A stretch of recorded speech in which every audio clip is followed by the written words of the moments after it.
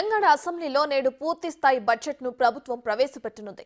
2,95,000 కోట్ల నుంచి 3 లక్షల మధ్య బడ్జెట్ ఉండే అవకాశాలున్నాయి.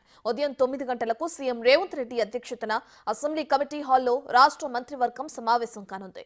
రాష్ట్ర బడ్జెట్ 2024-25కు ఆమోదం తెలపనుంది కేబినెట్. మధ్యాహ్నం 12 గంటలకు శాసనసభలో డిప్యూటీ సీఎం ఆర్థిక మంత్రి మల్లు భట్టి విక్రమార్క బడ్జెట్ ప్రవేశపెట్టనుండగా శాసనసభ వ్యవహారాల మంత్రి శ్రీధర్ బాబు మండలిలో బడ్జెట్ ను ప్రవేశపెడతారు. పార్లమెంట్ ఎన్నికలకు ముందు ప్రభుత్వం ఓటాను బడ్జెట్ ప్రవేశపెట్టనుంది. ఇప్పుడు పూర్తి స్థాయి బడ్జెట్ తీసుకురానుంది. బడ్జెట్ సమావేశాలు మరో 2 రోజులు పొడిగించింది ప్రభుత్వం. ఆగస్టు 2వ తేదీ వరకు సమావేశాలు జరగనున్నాయి.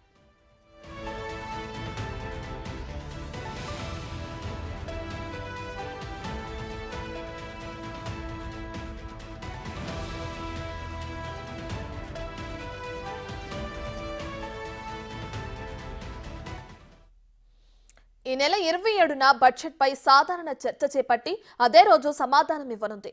ఈ నెల 29, 30 తేదీల్లో పద్దులపై చర్చ, ఆమోదం ఉంటాయి. ఇక 31న ద్రవ్య నియమన బిల్లుపై సభలో చర్చించి ఆమోదిస్తారు.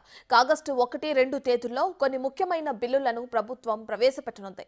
బడ్జెట్ ను ప్రవేశపెట్టిన మరుసటి రోజు 26న సభకు విరామం ఇవ్వనున్నారు.